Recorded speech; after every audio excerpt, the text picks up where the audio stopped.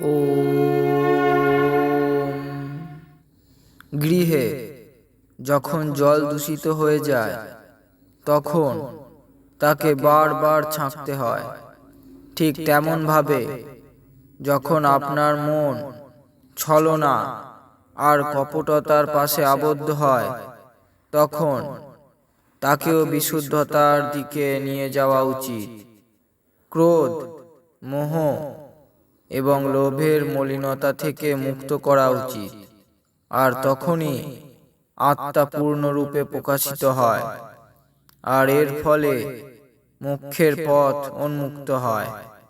সেই জন্য যে ব্যক্তি সত্য, অহিংসা আর করুণার পথে অগ্রসর হন তিনি ধীরে ধীরে এই সম্পূর্ণ সংসারের বন্ধন থেকে মুক্ত হয়ে মোক্ষ লাভ করেন। ওম।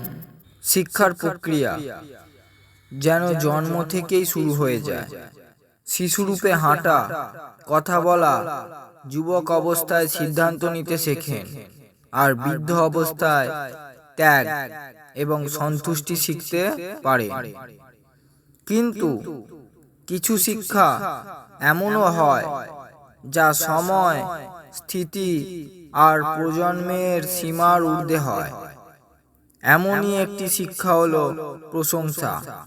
প্রশংসা সর্বদা মন থেকে করুন, হস্তক্ষেপ মস্তিষ্ক দ্বারা করুন, আর প্রক্রিয়া কেবল বিবেক দ্বারা। আর যদি এই তিনটি সম্ভাবনাই থাকে তাহলে মৌনতা বজায় রাখতে শিখুন। তখন সকল ক্ষেত্রে আপনি সফল হবেন। ওম।